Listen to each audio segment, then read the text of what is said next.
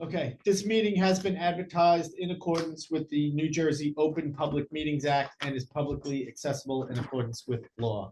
Roll call, please. Sure. Kevin Brusili, Here. Rocco, Here. David Cittadino, Dr. George, Here. Sarah, Maria. I am here. Zainab, Maddie, Here. Mayor Walker, Frank. I'm alive. All right, thank All you. right, salute to the flag. Yeah, that's. No, To to the flag of the United States of America and to the republic for which it stands, one nation, under God, indivisible, with liberty and justice for all. If you want to take it in there. He doesn't have a meeting today. Yeah, Sarah's here. Okay, Sarah's here. Okay, so we have a couple of items to discuss personnel wise, so we're going to need to go into executive session. Personnel and attorney-client privilege. Okay, so can I ask for a motion to go into executive session? So, Thank you. Second. Thank you. All in favor? Aye. Aye. Anyone opposed? No. Thank you.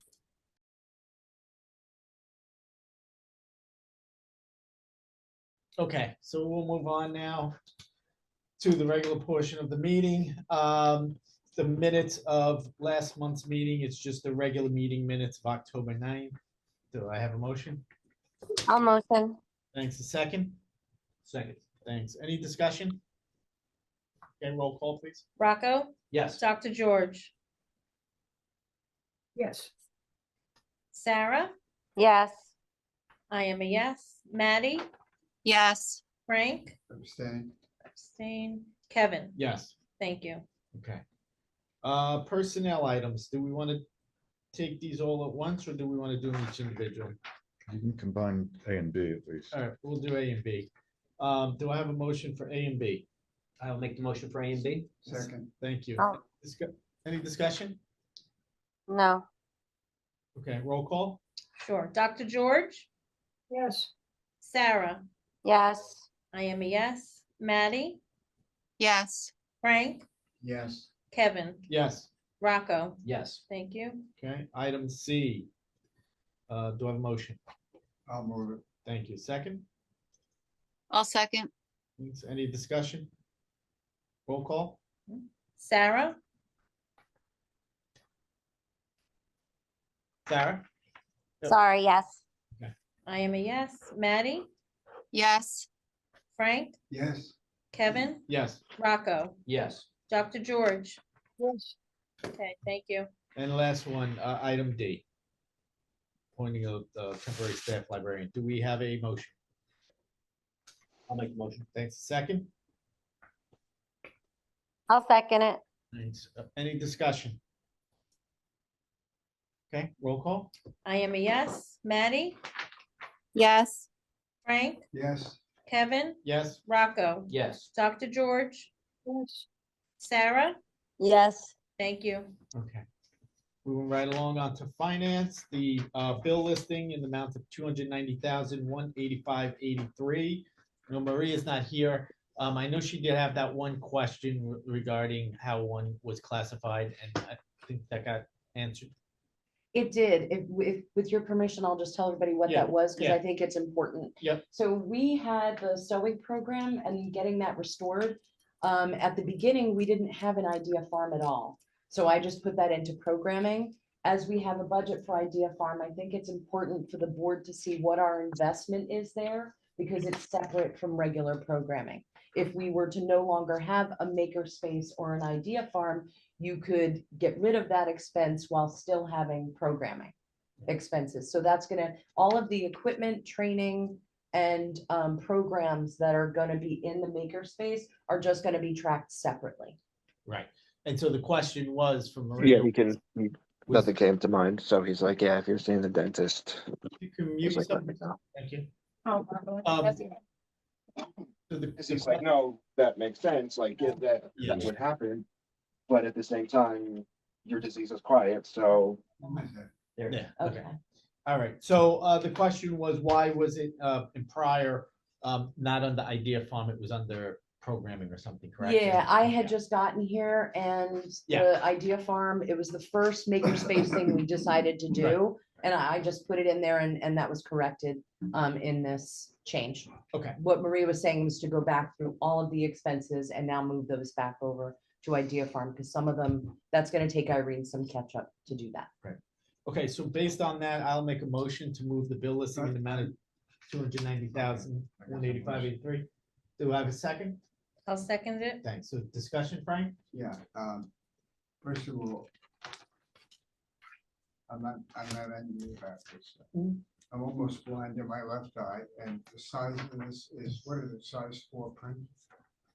It looks like, to me. Am I crazy? What, Yeah. and do we need these big giant borders? I'll discuss that with Irene. She's been running those reports. Yeah, no, I understand. It's just, how do we maximize that with what has been produced? I'd be happy to help. Smaller borders. All this white space that's between you, adjust them. You can advance it inside. Arial narrow. Even if you have to go, you know, back of the page, so be it. So. Okay. the I'll theme discuss is- that with her. Yes, and just a couple of other questions. It's gonna be dangerous now that I have all this time.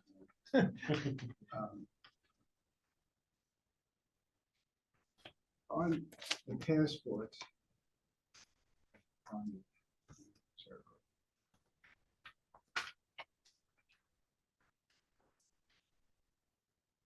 the things that we show as passport, that's shown as revenue, that, or is that the pass-through that just goes to the State Department?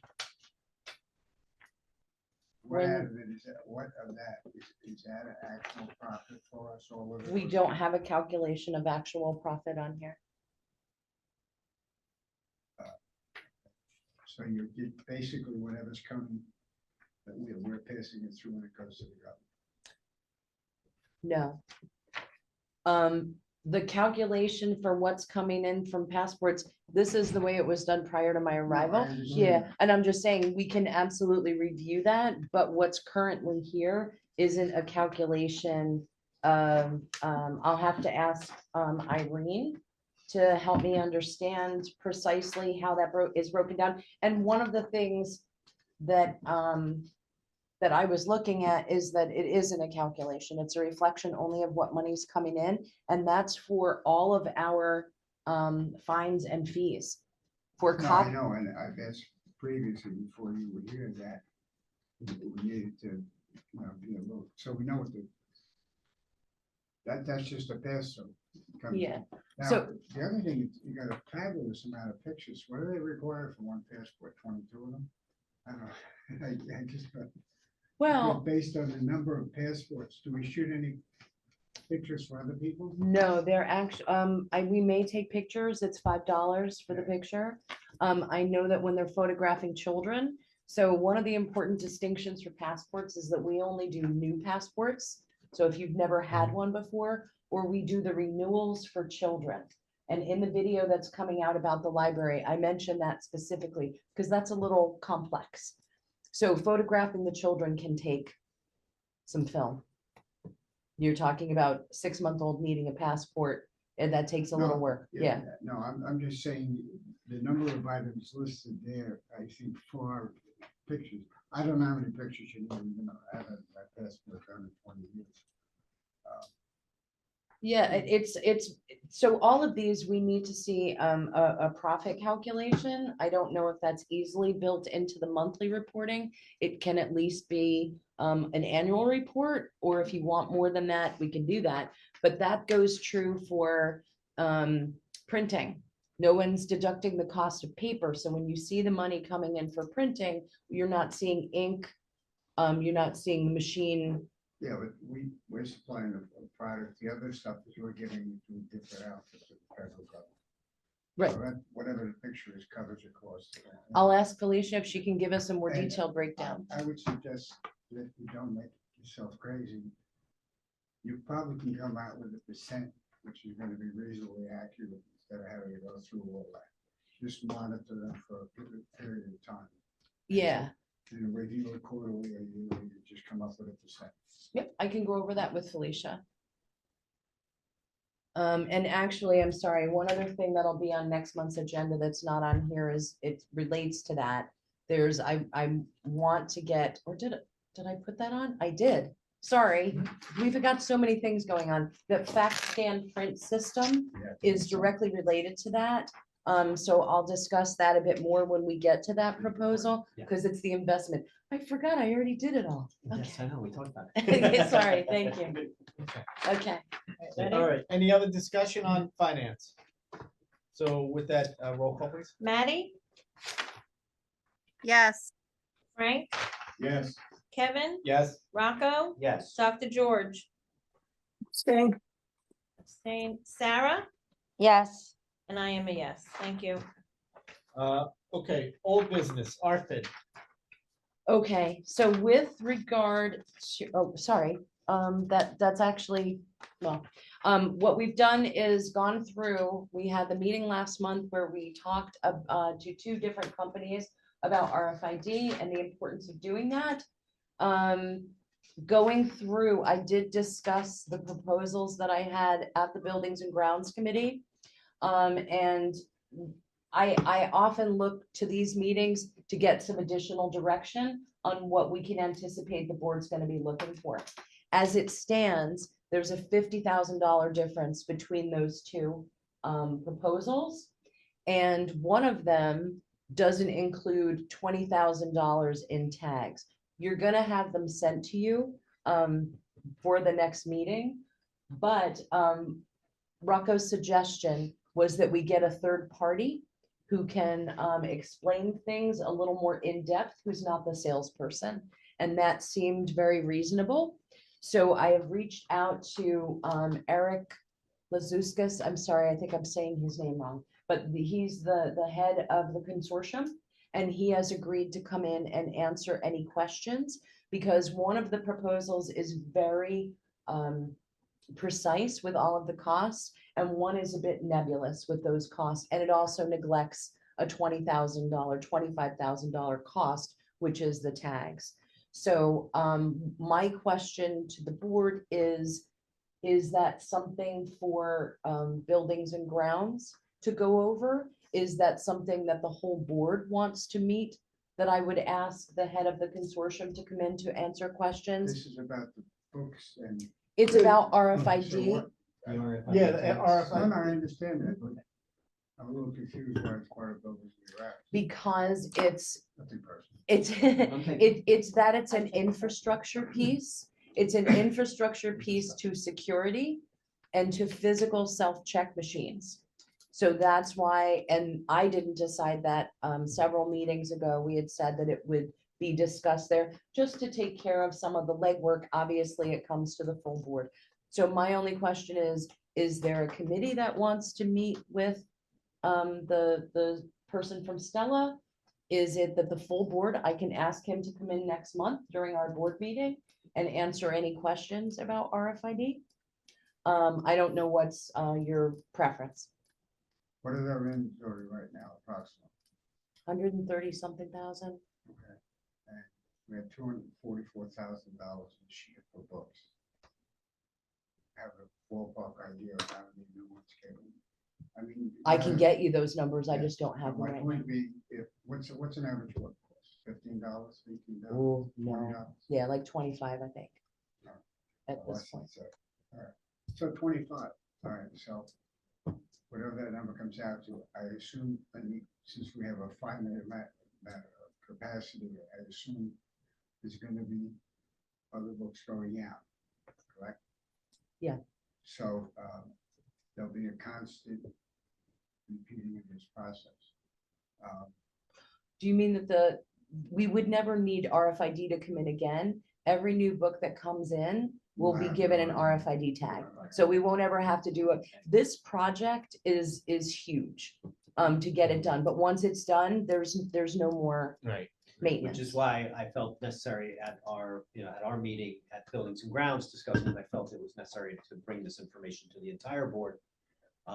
And for us to decide as a group instead of just a committee of Dawn, myself and Ro. So I felt, we should be transparent in everything on this. So Mhm. I felt that this was something that should go to the entire board for discussion. I think it should go to the entire board because I think some of us don't have a really strong understanding of the RFID process and how it's going to work, right? So, where are we going to put it for book returns? Because I know you had mentioned that, as soon as I drop a book in the book drop, it should check it back in, right? Yeah, and that's if we Right. purchase those If things, we, yeah. right. So Right. questions on things like that and so on, I think it's good for the full board. That's my Okay. opinion. Yeah, it's quite a bit of money, so. and Yeah. I feel, looking at the two, at the two quotes, one had everything, every nook and cranny covered. The other one was much more general. And I felt that if we, just went for the lower bid, we could be missing a lot. Right. So and that's why I suggested a third party that knows a little bit more about this. Yeah. Because obviously I know about as much as RFID as you guys do. Yeah. I felt at least a third party could give us a better idea of what we're buying into, with each one of these quotes. And I like that you selected somebody who's not a salesperson to come in and explain the process. I think Yeah. that's brilliant. That's. That'd be scary, because that guy wouldn't work in my sales department. He'd be gone. The other thing is, when we found out that the scanners were not scanning the books, the self-scanning or whatever, do we have any idea how much is involved for loss? So with the scanning, if we were to buy a scanner that just works for the barcode, I think we had decided No, as, no, that's not my question. Sorry. The question is, do we know how long that was out of function? It wasn't functioning when people was, it was functioning up until the change in the catalog system. The thing is that there hasn't been an inventory here in at least 20 years. So the only time we know that something's been stolen is when it comes up missing. We frequently have missing titles. We have no way of knowing if they're misshelved or if they've been stolen. So we only know as we come upon them.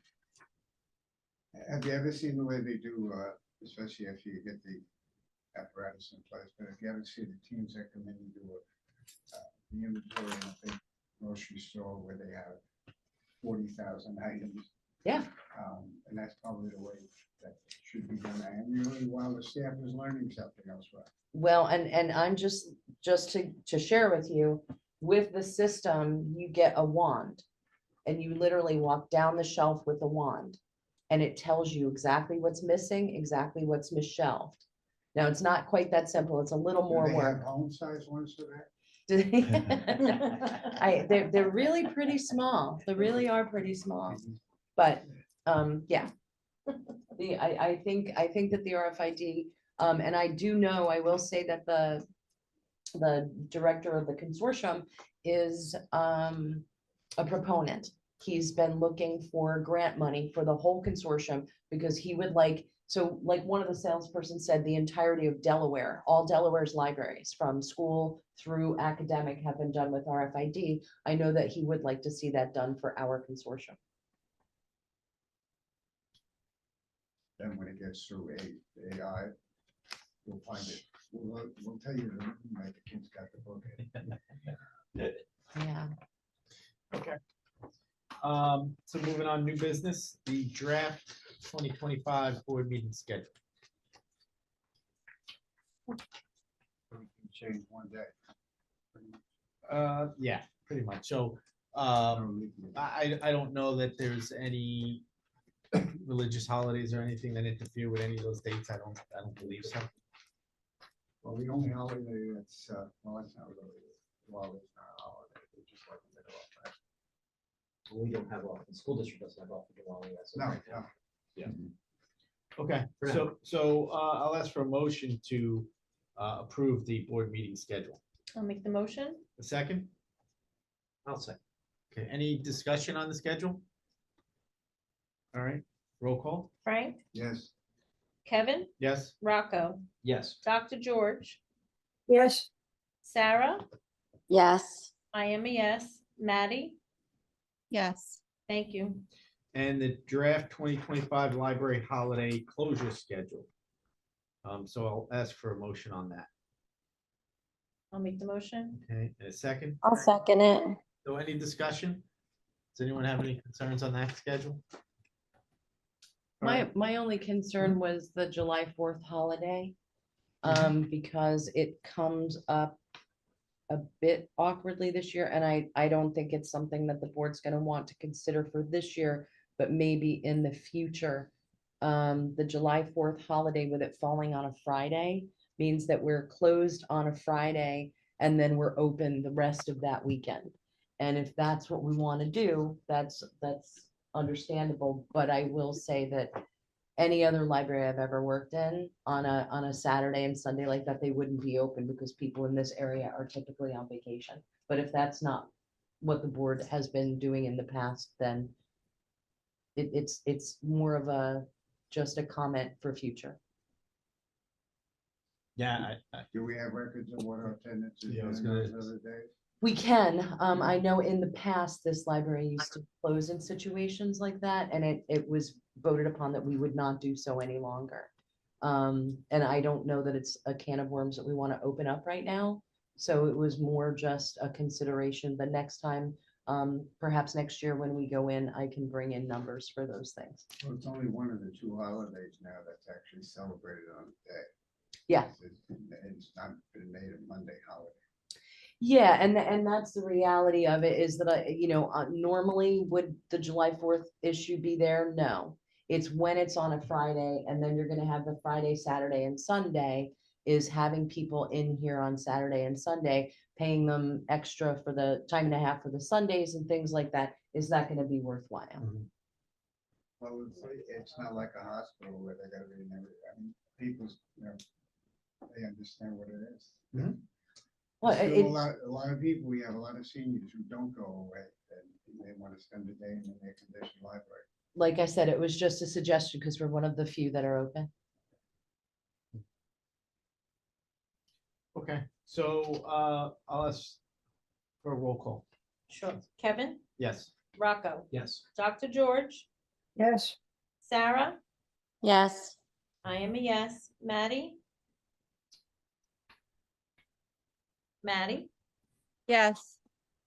Frank, Yes, thank you.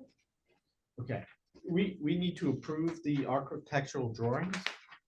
I was a little confused by that. So it's hiring an architect for Mhm. creating architectural drawings in anticipation of a bathroom renovation and creating a server closet, which that's been in discussion for quite some time. This is not subject to bid threshold because it's professional services. Because it's not subject to bid threshold, and I know that our board's gonna want to really look at a number of proposals, I went ahead and did an RFP. It's a little bit of, an abundance of caution, but I thought that that way the board would feel more comfortable with being able to make a decision. So since we can't use the town's QPA, when I started this project, I went to the engineer's office, asked them how we would go about this. They said you start with the architectural plans. They sent me over a list of those that had been approved by the town. I called them, asked people to come out. Only one came out. And I knew that that wasn't going to satisfy the board. The other issue is that his price is $24,500. So since that is a considerable expense and that's only the drawings, I thought that the board would want to see sort of a broader range of proposals on this. And that's why I went in and did it. As it turns out, the initial person who was already on the town's contracts is the person in looking at these results that I would recommend to the board. who is that? That's Kevin Sedembrino, What firm? Sedembrino Architects Okay, in Atlantic Highlands. all right. You also had the school board, you can talk there, see who they've used in the past, the township and the OBMUA, Masters of Flow. Right. Well, that'll be when we go out to bid.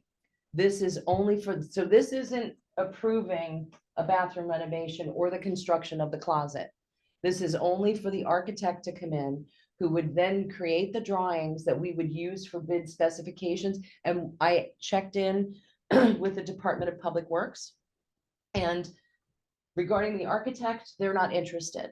When we come to going out to bid, that'll be done in collaboration with all of the other town entities to make sure that we get the best process there. But this is also paying for the initial drawings and then support throughout the entire process, including reviewing the bids to make sure that they're meeting the specifications. So this is full services. This is just step one.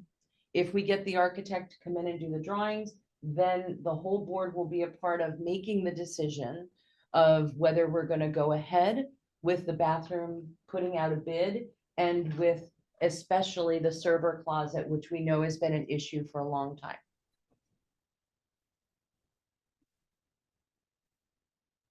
Okay, so does it make sense to put C and D together? Are these essentially the same thing, right? I mean, it's the architectural drawings.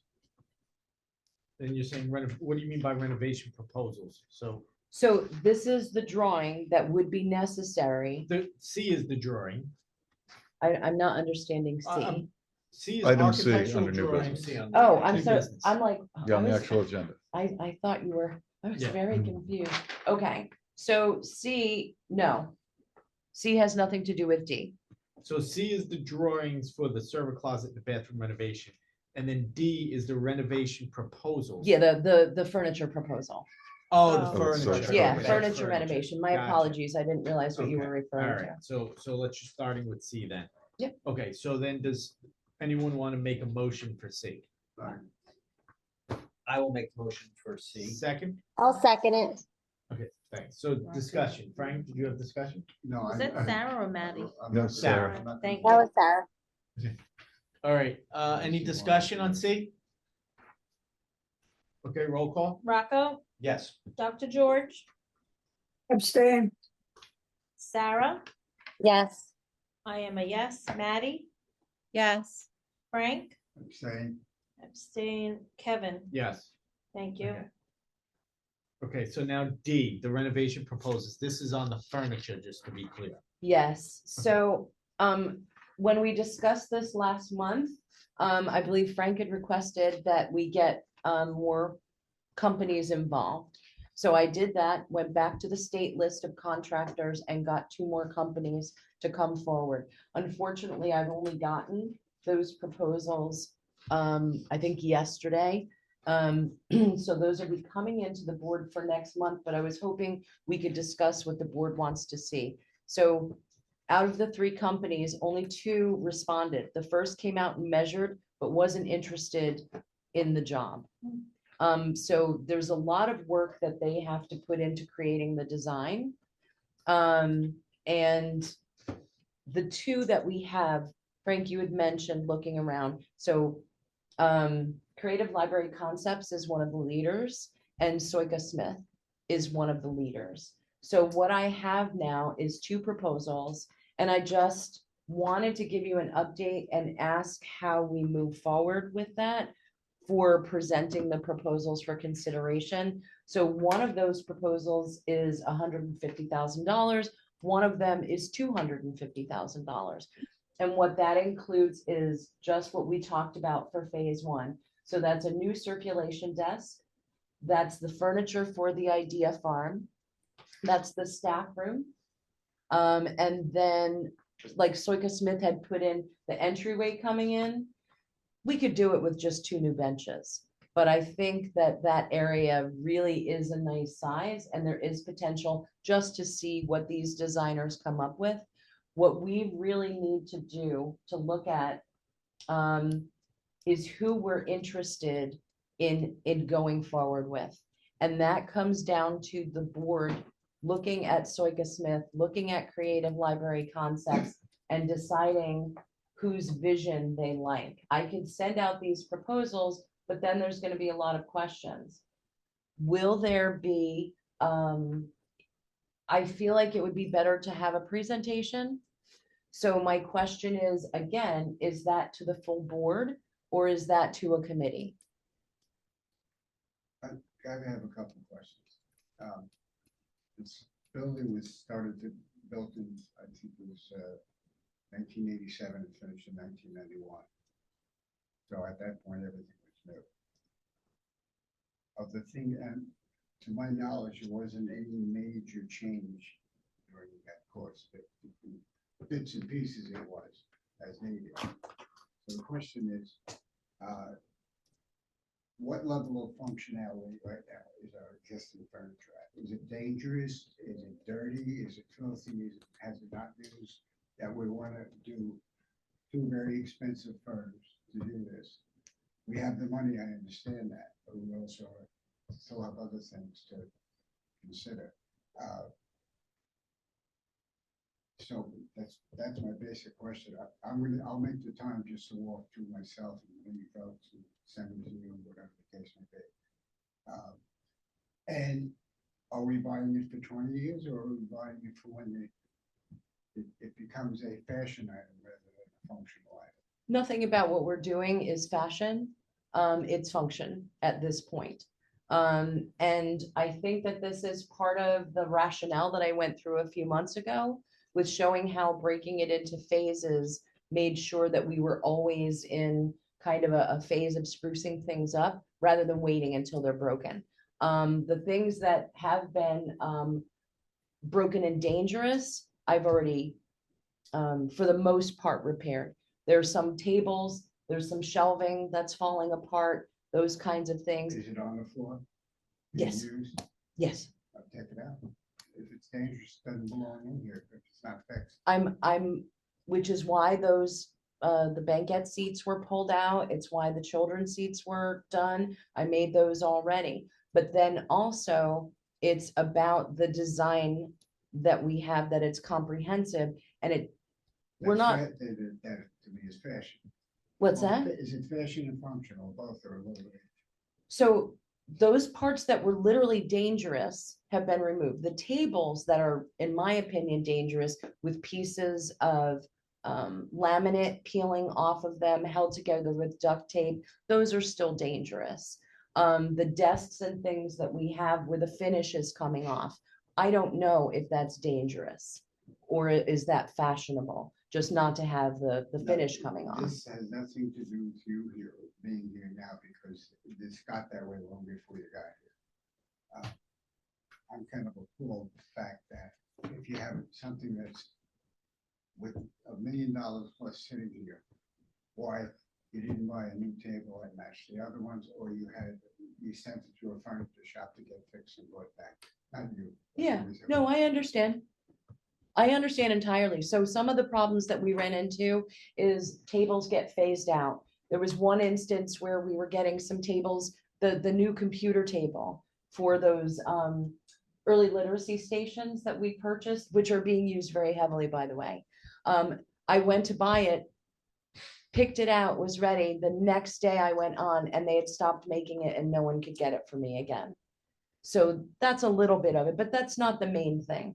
The main thing is with looking at those, again, those 6 different phases. This is the staff room, which really is in need of renovation. Then there's the circulation desk, which has the finish worn off of it. In addition to, like I said, that's our face for a lot of people. So is there a bit of fashion? Is that an added bonus? Yes. Is it where the wood finish? I can't have somebody come in with a sander and fix all of that. So that's where a new desk is there. The Idea Farm has basically been gutted. So that's why for phase 1, that's not fashion, that's functionality. So it is functionality in one area, and then those other 2. And that's where, to me, doing it this way, if we can find a designer that we know is reasonable and we can establish a relationship with, that this is something that at each phase we'll be able to consider how far we want to go with that. So this $150,000 is for 1, 2, 3 phases, all the phases? It's for one phase. Okay, That's so the Idea Farm, the circulation desk and circulation area, and the staff area. So we could be looking at somewhere between $150,000 and $1 million over the 6. Yes, and that would be spread to me to do 1 or 2 a year. And then once we got through these phases with the furniture, then we'd start looking at the shelving. And any furniture, I could not do it in the library, period. So they have trucks that take the stuff out that needs to be repaired or replaced. And Yeah, and just to give you an example, Frank, because I know this is something you brought up before, we had these stools in the children's area and all of the vinyl on them was cracked and ripped and torn, so it needed to be replaced. I called the upholsterer and it was going to be $100 a stool, thank Look. God they're small. right? So this is where it's almost not even worth it. So it's $100 a stool for me to have them refinished, or it's $100 a stool for me to get them new. And for me to get them in a hard plastic that's going to be able to be cleaned, no more vinyl, making choices that are absolutely about longevity and about maintenance with the furniture. And how old were those stools that? I have no idea. But they were well worn, and they've been well loved. It's a popular reading area and the new stools are there. Do I think that the new stools are as charming as the old? No. But to get something, reupholstering 5 years from now, we'd need to reupholster again. These other stools will last for 20. So I think we should just meet I guess the representatives as a board. And there's a big discrepancy, right? There's one was offering 150,000 and the other one's 250,000. So I think we should hear them out as a board. Okay, excellent. All right, so for next month, I will ask Eric in for a brief discussion, and then I will schedule the 2 renovation firms to give you their rationale. We have something in advance that explains what you mean by renovation of what, I don't know what you're talking about, okay? And when you're talking about redoing the this, that, and the other, we've had some discussion, but not a lot of lengthy discussion. But if you have other information, I'd like to be able to read it ahead of time, so when people come in, we know what to ask them, because I'm done. The other thing is, and this may be me alone, I don't know, but I don't know a word that Frank said tonight. That microphone being all the way down there Part of it is is useless. under- all right. Under the treatment I've been under, part of my voice has lost considerable. amount. But it's not you, Frank. But It's- you're far from the microphone as well, so if we can get that The close. camera's too far away. In any other board that meets, the board is lined up and faces the camera. We're the only one where the board goes that way. And look, I'm old, I have problems with hearing, but I can look at television. I don't usually have a problem there. But that's why when I abstain, it's because I don't know what you're talking about, and I'm not gonna vote when I don't know what I'm talking about. But if you can send us some information before we have people come in, so we can ask questions, I wouldn't know what to ask them. And When you're spending $250,000 or $150,000, that's something the whole board look. Okay. We give that to a committee. Question possibly, I don't know, but in the way things are getting so much better, is there such a thing as a microphone that can show itself as closed caption on screen? We should look. so you're talking about a microphone that transcribes to, Well, a Subtitle. device that transcribes and goes into, since it's closed I can circuit, it ask. goes into the circuit. that's, Then anybody looking on it, can, what they don't hear, or they miss a word here or there. yeah. Well, that or I know you were looking into another microphone at one point. And That was and the this is- microphone this that is we it. This is upgraded the- to. This is the better one. I mean, we Yeah. can, You know, You've written an additional one? the problem that it is that Zoom is not really meant for a roundtable discussion. It's really meant for a presentation or one person speaking to the Zoom audience, not a room of people. So it's very, very difficult. So that's, I was on a Zoom today, Uh. and one of the speakers, as they were speaking, there was captions underneath, so I don't know if there may be a setting in Zoom. Okay. okay. Yeah. Yeah, I've got it on here, subtitles. okay. Okay. All right, so we can move on then. We don't need a motion on this one at this time.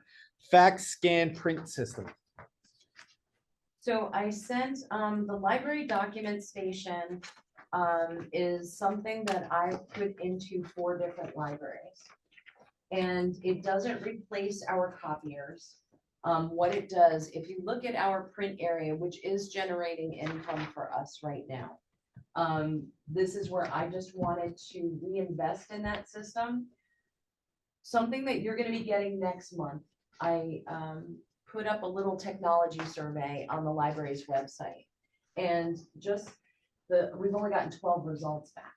But the majority of all of those said that what they're coming into the library for is a lot of them are using computers and printing. Currently, our fax system, which people will not let go of faxes. So let's just end that one. But our machine is relying on a phone number, a phone line that we're paying for in order to be able to fax. So this fax scan print system, instead of having all of these different areas, it gives one screen where you can look at and do all of these functions, faxing, scanning, and printing. It's a much better quality scanner than what we currently have. It makes print release much easier. Right now, we have to have staff there. This way, people can actually go and release their own prints. It's much clearer for them. We wouldn't have to faxing. Right now, we can't fax long distance. So we'd be able to fax long distance and we wouldn't need a phone line anymore. So this is a system that does have a maintenance subscription. That's about $600 or $700 a year. But I believe we're already paying that because we already have our print release is already through this company Envisionware. So it would connect with that. So this would just give an improved experience for everyone to be able to do the faxing, scanning, and printing. It makes us look more professional. And since we are charging for those things, I just think that the reinvestment might be worthwhile. Does anyone actually come in here to fax anything? Yes, Really? Yes. Did they come in on their horse? and we charge $2. I fax. So, yeah, I have to tell you, I'm a power of attorney for somebody. They ask me all the time to fax the documents. And I do. That's because they don't want to buy a new machine. Well, these are No, different, well, these are yeah, different but- places, but they're asking me But to with fax. this, with a fax scanner printer, you can just scan in the document Right, and then and then email it to send the it. person. So Which- absolutely, yeah. but there are some, and it's a lot of state agencies and medical and pension that people still want things faxed. So the thing is, right now, we have a phone line and people come into fax. And then we have to explain that you can't fax long distance. So that's one issue, but we're paying for that phone line. I think we're paying like $200 a month for that phone line. So this system, no phone line is needed anymore. Right. So that's taken off. So eventually, like in about a year, little more than a year, it would pay for itself. Okay. And the thing is that it's all touch screen. And like I said, I've installed this 4 different times in 4 different libraries because it really gives a polished look. It's easier for people to be able to use, and particularly for people who may have difficulty seeing with these old screens and buttons and things like that. They get a nice, clear, crisp presentation. And how much is it? It's 8,250. And if you, on the quote, the actual piece of equipment is 7,200. The first year of maintenance is here, and that's also their installation. Yeah, so the project, it's $900 for installation. And I can tell you that I make sure that we get our money's worth. Again, And these are the machines. These are all the machines that are included with the installation and with also the maintenance. It's So, yeah. oh, go ahead, finish now. Just gonna say it's an 11 by 17 flatbed scanner. And the cool thing about it, you know how if you have to ever use a machine to line up and to scan things, you've got to put it in that corner. This, you can take it and throw it anywhere and it lines up. And what it is it's also a good quality scanner so that if people are asking or wanting to come in and digitize their documents, historical things like that, they can do so using our scanner. I graduated high school in 1962 and I enlisted in the Navy on July 5th. And I didn't get in because I had a bad eye. Anything I wanted in there. So I hadn't applied to college. So I started to work in a trucking company. And I walk in and these machines, it's a row of 10 numbers this way, 10 numbers this way, a comptometer. Have you ever seen one? No. There were World War II vets that were using that faster blindly than you could do on just a calculator today. Fabulous, unbelievable. I bought my first computer for the family, 1986, I think. IBM PS2, no, IBM PS2, $2,900. So, gotta go with the new stuff. Like I In said, all it's just- honesty, I don't understand this lengthy discussion. My feeling is all Dawn is asking for is a machine that will do the job that she has to do better. And $8,000 when we're talking 125 and 250,000. I don't understand. So why don't we just let her? No. I have my phone in my office. Just let her buy what she needs to do a good job. And it's not policy, it's a machine to do her job. We've already approved her job. So, So- well, can I take that as a motion, Dr. George? I am sure. Okay, second. Second, There you go. second. Okay. Any other discussion on this? Roll call? Sure. Dr. George, Yes, Sarah, Yes. I am a yes. Maddie, Yes. Frank, Yes, Kevin, Yes. Rocco. Yes. Thank you. Okay, we had one last item on here. I will pass to Chris. Yeah, we're gonna move that to December. Based on the consensus tonight, we'll get the document settled with the Amboy Bank, and it'll be in your packet before December 11th for action on December 11th. So that's Great. all for tonight. Thank you. Okay, so then we'll move to director's report. I'd like to start a little dramatically by showing everyone, if anybody remembers, Mr. Rogers said in any sort of dangerous situation, look for the helpers. And right now we have little tiny name tags for staff and they're brown and they're not very clear to see. So from now on, our keyless entry is gonna be working. These are the tags that staff will have on a lanyard.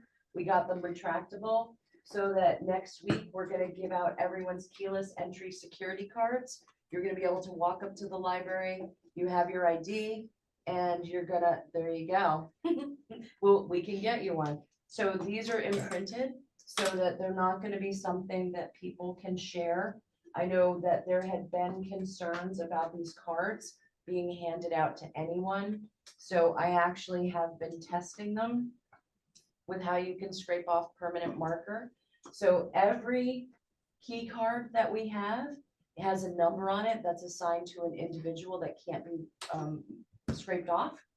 And it has no other indication of where it is. So people aren't gonna be trying to take it to come in here. But it's identified as the Old Bridge Public Library. Yeah, No, this is, right, but it's behind it. oh, if it's in their lanyard. It's so in their I language. have to say, it's like I keep mine separate and there's nothing that's identifiable to Okay, where it's at in case God forbid I drop it on my way to the car or so you mean your key card? my key card has nothing that's It should be, identifiable. it should be separate. Okay, Right. Because if Okay. somebody drops it in the parking lot, right? And then somebody picks it up and they know that that's a key card to get into the, yeah. Right, they'll And- figure out where, And this is not the key card. right. But So the it's, key card is separate. right, Yeah. Okay, but they may know what it is. all right, then we can ask them Just do to, a separate one. You could do it where they have. right, it, and like you that can should just stay give it around out. their neck, but then their key card can stay And we already somewhere have that. else. Yeah, so yeah. they you have already the have a word separate attached. card. Yeah. Yeah. Yeah. So, okay, Yeah. so we'll make sure that, because we're gonna be handing these out next week. And these, I'm gonna be putting, like I said, everyone's initials Mm-hmm. on them so that I know whose it is. And this, like I said, I just think is nice and clear for anyone visiting the library to understand who works here and who doesn't. Yeah. So that's an important safety item for me. And your key card is numbered, so if somebody Yes. loses it, they can Mhm. let IT know and he'll just deactivate it and issue them a new one. And we are administrating it. Linda and I are administrating it, so we'll take care of our own. This way, the library is in charge of who's coming into the building. Right? Excellent. I just want to give you the good news. because there's a lot of it. So quickly, the phone number with that being changed over, not a single complaint from the community. We had compliments, so that's done. The servers are finally done. The website today, the new website is up. I realized, looking at it today, that, our board meetings are not on the library's website. They're on the town's website, like the Zoom link. So we're gonna make sure that that gets corrected. And then this meeting, I'm gonna test on moving to our Niche Academy system. So we'll keep it with the town this month. But then we're gonna test it for a month to make sure that Niche Academy is working, because then we won't have to go to YouTube anymore. Okay. All right. The video of the library, that's a promotional video made by Old Bridge Television, is complete, and I think it's quite good. I've made sure to mention board meetings and that you can be a board member and the names of the board members on there. So that's done, and I don't know when it's coming out, but I'm assuming in the next week. And then sometime after that, there's a Lawrence Harbor version that's gonna be coming up. The Keyless Entry is done, and you have that. The audit was completed this morning, the draft. So that will also be going out to the board for next month's approval, but our audit will be done by January. That's all my good news. Okay, so, are you still going? Oh, no, yeah. Oh, okay, good. Oh, yeah, Okay. sorry, there's a lot right. this month. Yep. I spoke to everyone about the automatic renewals, that the new catalog system had. Most libraries don't have fines anymore, and most libraries have automatic renewals. If nobody asks for the book, they automatically check it out to you again. Because the consortium, because this impacts our fines, and it's a major policy. So if we went along with the consortium, you could have it up to 3 times, which means you could have the book up to 3 weeks or 9 weeks. And that's how things get lost. So our choice is either to have 2 renewals or no renewals. So we don't renew. Automatic renewal. You have to call and request it if you want the material again. We are getting some complaints about that already, but only from other libraries in the consortium, not from our. And can members. you can renew online as well, correct? Yes. Yeah. Like, why are the libraries complaining? Because their libraries don't have or their libraries do have automatic renewals, Oh, so people. and their they don't people are charge complaining. fines. So the other libraries, because they don't charge fines, if they borrow from us, they're getting a fine and they don't know why. Gotcha. We lend out more books than anybody else does. We don't. We're up there. We're in the. So if Highland Park has automatic renewal, it really doesn't matter because they get the books from us. Yeah, well, Alright. I have to say that we do lend a lot, but when you look at the other libraries, we're in the top 5 per our population. So why would we let books go out for, I don't know, what did you say, 6 weeks, 9 weeks? Yeah. I think that's expensive and wasteful. People are not renewing. If it's automatically renewal, they just don't pay attention. They'll get around to it when they get around to it. And I think you just need a lot of books. Or people are gonna wait a long time for a book. Yeah. So why can't you have 1 renewal? That isn't an option? No, Well, see, that's just dumb. and I agree. They're pushing us into doing something. I erred on the side of being more conservative with our policy. So, all right. I would like to add an additional 4 hours of library assistant hours per week for DSS, which is digital support services. And that would be expressly for the Idea Farm to do the safety trainings, to be in there doing the introductions to people for equipment. One of the things that I believe was asked for from our library assistants is more opportunities. And this is something where digital support services and the Idea Farm, the makerspace, you don't have to be a librarian to do the makerspace. So 4 hours, and we're talking about, I think it's under $17 an hour for that. So we're looking at less than $100 a week. And this gives an opportunity for them, and it means we'll be able to really have the makerspace in top form by March. Yeah. Okay. As you all know, over the past weekend, there was a transformer Mhm. on Cottrell Road. Kevin knows a lot because there were a lot of messages back and forth. So one of the, a squirrel was living in a transformer. It didn't go well. Aw. And He then, just that, got laid off.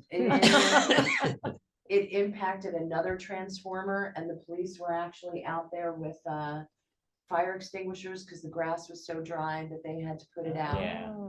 So the impact on the library was that our HVAC went out for a day, and our lights, only certain lights were back on.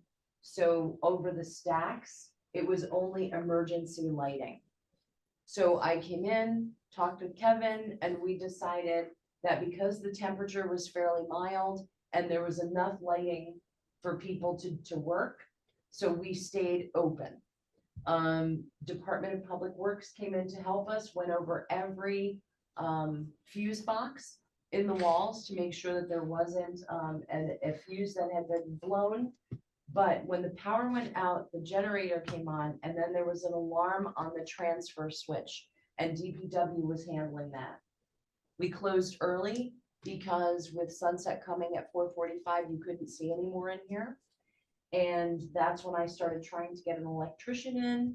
That turned into a 9-hour day on Sunday of trying to get them in because again, it was only part of the lighting. The HVAC automatically came back on at 10 o'clock on Sunday. Don't understand it, don't need to.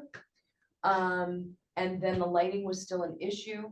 We did pay an emergency electrician to come in. It was $1,500 for them to get started, going over every single one of our panels and seeing where the current was and all of those things.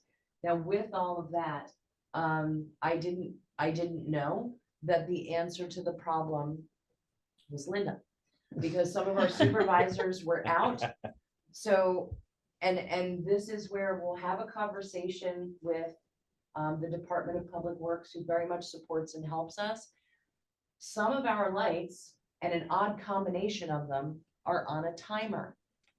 So even though we have a generator, when the power went out, it overrode the timer. So unless someone knew to go in the back and hit override on the timer, and none of our more seasoned supervisors were here, these were newer people. Because it was a weekend. Yeah. Yeah. So, we figured that out, and I'm not sure that anybody's been paying attention to that timer. So I have a number of questions. So with the generator, I'll be in discussion with the Department of Public Works, because if we're a heating and cooling center for emergencies, we couldn't do that if the power went out and our HVAC went off. So I need to solve that mystery. We're gonna get the timer and the program solved. The electrician has suggested that rather than it having, that they could have an automatic override on that. So we're gonna be looking at all of the outcomes from that, but there were a lot. So thank you to Kevin for his patience. We're open. No, we're not. Yes, Yeah. we are. And so I just want to add to that. I want to thank Dawn, because it's nice to have a director that takes ownership of the library and is here when something goes wrong. In the right state. Yeah, and in the same state. I have to say, unfortunately for Dawn, these things always seem to happen on a weekend or when she's planning vacation. So they never seem to happen at like 12 noon on a Tuesday. Yeah. But she, she's taking the responsibility, and she was here the entire weekend. And she was texting me all weekend. So Poor Kevin. yeah, no, that's fine. I was home. So Yeah. So, like I said, we're learning our lessons from all of that and just moving forward. There has been a request from staff to move ahead to NJLA membership. We have an institutional membership that's about $500, and then we pay for my membership, which is another $165. That enables us to place ads. It doesn't pay for staff. to have a membership or give discounts to conferences. They've asked for an increase of $1,100. Sorry, we're paying $865 right now.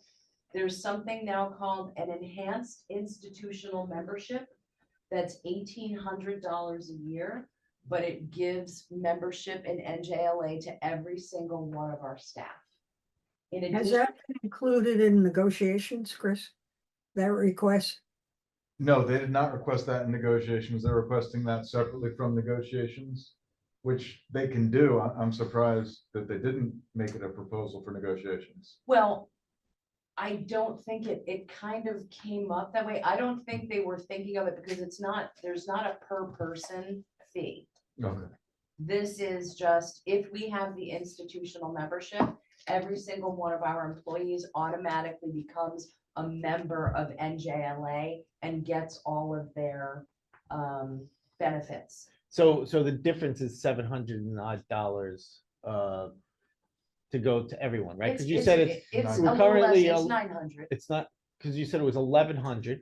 We're Sorry. currently paying 1,100. We're paying $865. Oh, 865. I don't know where I got 1,100 from. And Okay. this is 1,800, because I Oh, probably okay. said it mistaken. Okay. All right. So it's an increase of $900 a year. Now, I haven't seen all the details of this yet. What the state is putting forward is that it comes with an Amazon Prime business membership that is valued at over $1,000. And they've done the bulk negotiation for that. We'll see if Amazon Prime business membership would be helpful for us. We do a lot of ordering through Amazon.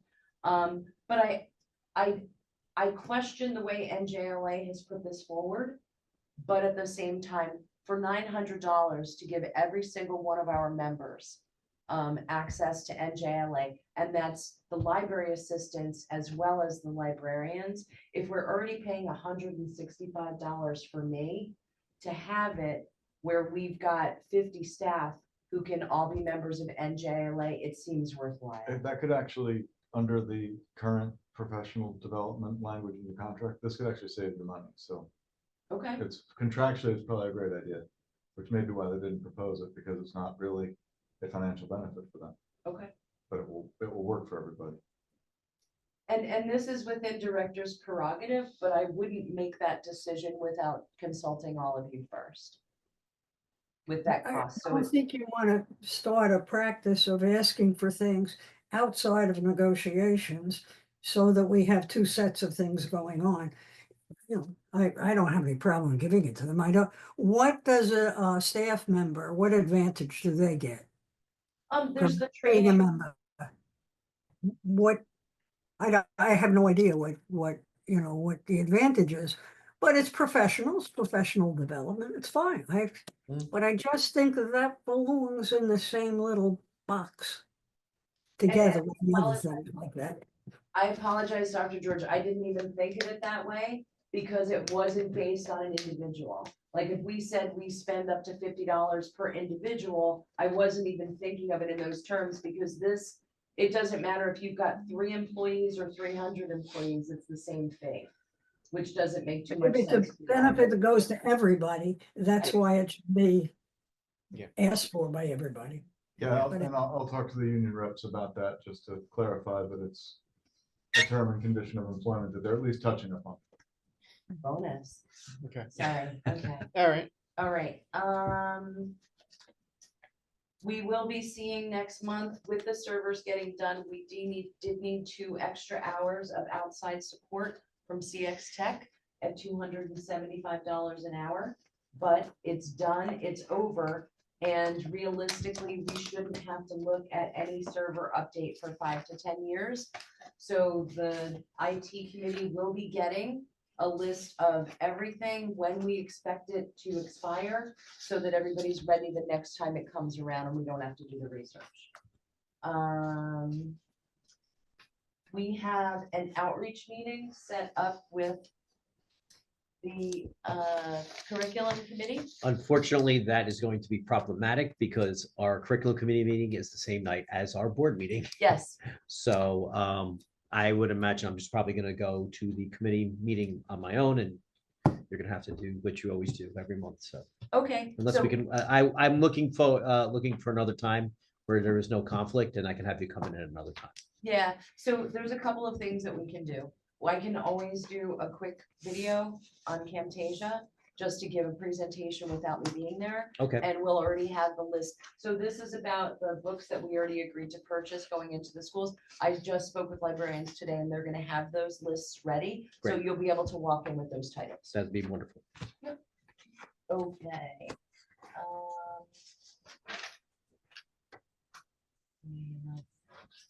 Sorry, I can give you those. We did have, some discussion of, I've had members of the public ask specifically for, events for families, for LGBTQ families. And I've explained to them that, we can find a way to offer an inclusive activity here, but we can't have any public programs that exclude any member of the demographic. So we're working on finding a way to make sure that everyone's comfortable with that. So right now, all of our family groups that come in and meet and things like that are just open and general and basic and no one's excluded. I do understand people from groups that may be considered to be marginalized might be looking for an enhanced service and support, and we'll find a way to do that. Our homeschool families have also asked for some extra assistance. And like I said, we won't exclude anyone, but we're working actively on finding ways to handle those programming requests. Right, next month, I have the draft of the training agenda. If anybody wants to see that for our training day on December 20th, I have it. I apologize, it wasn't ready for in your packet, but it involves doing professional development roundup for all staff so that they can share what they're working on, some escalation and de-escalation training. We've got a full day. I'll make sure it's in your packet next month. If anybody has questions before then, please let me know. And next month, we will also be starting our evaluation process for the year. Sorry, there was so much this month and we're already through it, so I'm a little agog. Don't get to use that word often, but that's all from me. Okay. Does anyone have any discussion on director's report? I Okay, think last, Dawn, you indicated that the Library of Things, that you were going to send something to Chris about our liability or whatever. That Library of Things is interesting. You indicated that a lot of schools, a lot of libraries have it. Well, the one that I found that had a lot of information was Montclair. Yeah. And they have just, I think about 4 pages of liability and a thing you sign off. And it just seemed very thorough. And I didn't see anything from Chris on what our liability is on stuff we rent out or things like that. Are we doing that or? Yeah, it's covered in the documents that are part of the Library of Things program that Don got to me and I turned around. So what Thank you. I borrowed from Hoboken because I know Okay. the director there and she's incredibly thorough and she can avail herself of a tremendously large team. So we went through that and Chris made some changes, but all of our waivers and policies have been evaluated and looked at.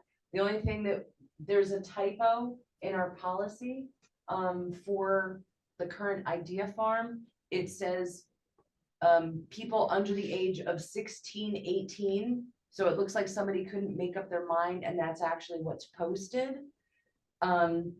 Meaning people can use the sewing machine under the, if they're over the age of 16, 18. That's what it says in the policy. It doesn't indicate which one is there. So we were taking a look at going with, Talk about, okay, okay. all right, we're back. Okay. Back. we're back. Okay. Okay. Got I lost.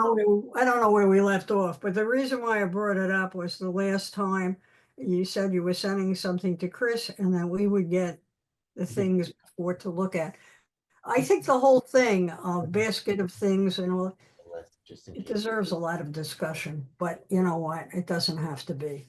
And I think that the things written by the librarian on the 4 things that you bought were she did a good job of writing it. I'm not, the thing that I enjoyed about Montclair is they don't use taxpayer money to buy pickleballs and things like that. It's done by their foundation, which I believe the foundations raise their own money. I mean, ours did before. So it's a big difference. I have no idea of what you're buying other than the 4 you did. The list that you gave me before had a lot of questions on it. So we need to have discussion in the future, but Yeah, so. as long as we're not liable, if I lend out something that's electrical and I electrocute somebody for that, I don't want to be able to be sued for that because I'm not sure we should be lending that stuff out.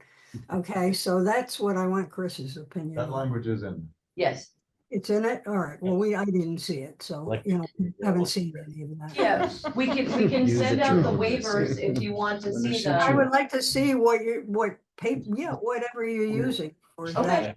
Yeah, we can send you those waivers. And like I said, I borrowed from Hoboken, and Hoboken has a very progressive and very active program, and they do pay for it themselves. So that is an example, but I can make sure that you see that. So Library of Things and Makerspace or Idea Farm, That's whatever you have for that. I lump all of those together because they're non-traditional lending. Okay, very good. Thank you, Laura. Okay, so let's move on then to committee reports, buildings and grounds, Rocco. We went over enough buildings and grounds. Okay. Finance, there's nothing going on. We went through bill listing, that was it. Outreach marketing, Frank, anything? Nothing, right? No, I'm gonna find out what the cost is, because I don't know when we'll have the mailing program where you easily be able to identify where the library members live. As soon as I can do the analysis, I wasn't gonna send you things until they're really ready, but this is exciting and this is a gift for Frank. Well, no, just out of curiosity. Oh, I've got a map for you. But the map has red dots all over it that show where our users are. You don't have it yet because no one's explained to me the data behind it. Until I fully understand the data behind it, I'm not gonna give it out to everyone, but I do have an update for you that I think that you'll like. The other thing that they sent me, and this is from the consortium, so this is in our new catalog. They have users and how many miles away from the library they are. And we have about an equal amount of users that travel up to 2 miles or that travel between 2 and 4 miles. After 4 miles, there's a dramatic drop off. They So go to Monroe. exactly what you've been asking for, you can now do that. So I need to understand with that heat map that's got the dots all over it. I want to know exactly, is that simply a registered user? Is that a library card? Is that someone who's actively checking out? I need to know those numbers before I present that to you, but you're going to get what you've been asking for. Well, when I was wandering around through all the records I could find on a planet on libraries, there were a report came up from 2022, and it showed all of the libraries that were in the consortium, and it showed active and those which are not active. So our active number was about 11,700, and we have the rest of that 26. They're not, they're expired, they're gone. So I also made you a map of all the libraries in Middlesex County so that you'll be able to see where there's a library desert in certain areas and compare all those things. But I'll have charts and numbers for you. I just want to make sure that I understand them first. All right, personnel negotiations. I know we handled the negotiations piece. Sarah, did you want to talk about anything personnel wise? I know we spoke. We're looking to get the form out for the director's evaluation. Want to get it going earlier this year. So Yeah. we'll get that out within the next couple of weeks. so that we can move that in December and get it completed by January. Yeah. Okay, policy? Yeah, we already talked about the idea farm policy. We had, again, I met with Dawn last week. We also discussed a little situation with the meeting rooms. Apparently we had an incident with an angry non-resident who came in. Dawn, you want to talk about it? Yeah, and Sarah, this is something that you responded to as well after evaluating that policy. So our policy for small meeting rooms, for all of our meeting rooms, they have to be Old Bridge residents. Our small meeting rooms are in high demand by our students, by lots of different people. So this was a person whose son was working with his tutor in a room. She had a work meeting at the same time. She wanted to have one of the meeting rooms to do her Zoom meeting. And there were some rooms at that moment that were empty, but she's not an Old Bridge resident. So she couldn't show us a card. She couldn't show us ID. Now, I know that the board has discussed this in the past, and it's something that we can discuss again in the future, but it's very complex, and I feel like I'd like to put together a full report on that before we have the conversation again. And then the other thing is, with our meeting room policy, I was having a bit of difficulty. And I realized that the problem wasn't the policy, the problem was how we were implementing it. So here, the meeting room policy has been interpreted by a part-time librarian as to any application that comes in, can they use the room, can they not? That's really too much responsibility for that position, and that's an administrative decision. It's up to me to decide, is this a for-profit, is this a nonprofit, how are they using it, all of that. So I've changed those meeting room requests over to me. And then the other part of it is our meeting room policy says that we can make exceptions at any time. I can't entrust a regular staff member to do that. That's something that I need to do. So as a for instance, the folks at Shake Shack had contacted me because it's a business, but they're going to be building a facility on Route 9. Yeah, it's just. They built it. Open. Yeah. So December. they Yeah. wanted to know if they could use our small meeting rooms to hold interviews, even though they're not residents. Now, they're not making money on this. They're creating jobs for people in Old Bridge. So even though they're a for-profit, this is actually also expanding the tax revenue for the town. So in my estimation, after a brief conversation with Kevin, that's a really good use of our small meeting rooms. So I would make an exception and I would let them come in and hold their interviews here. And That's, you told them as long as I get a chocolate shake. I did. I want in on that. You get away with that. So that's just an example. So the problem wasn't with the policy. The problem was with our execution of the policy, and that's been rectified. And then there was the one other thing about nonprofits and the insurance and things like that. So might this wanna is talk where about the exception lies. So I believe when Phil came here, he told the board that you can't charge for meeting rooms. For businesses to use the meeting rooms. Is that correct? Think that's what the policy is. I don't know. And Yeah. that wasn't handled by part-time librarians in the past. It was handled by a full-time library assistant who did meeting rooms all the time. I think you're absolutely right that it has to be at the administrative level. And I think you have to have some flexibility. But the thing you have to remember is that it's the Old Bridge resident who's paying to heat it and have that room, not the person who lives in East Brunswick who wants to use it. So the exception should be at your level where you know, it's for a serious purpose. You also might know that you could suggest to them that you could get a room for them across the street, I don't know, the Rick Building or something. There might be other alternatives to them getting rooms. At your level, I would expect a part-time, library assistant to know that. No. But it And- can and make there- a lot of enemies. Yeah, yes, I did. Either way. There are also a lot of people who try to use the library to give their businesses legitimacy. and try to use the library for monetary gain. And I'm extremely careful about that. So as an example, there's a program through the state of New Jersey, like, can you get covered? It's about insurance. It's, are you covered? It's something like that. In the state of New Jersey, hello. Hi, Francois. Oh, hey. Sorry. There are two different kinds of help that you get from that. One is an insurance broker, which we're not having insurance brokers come in and do programs and try and sell people things.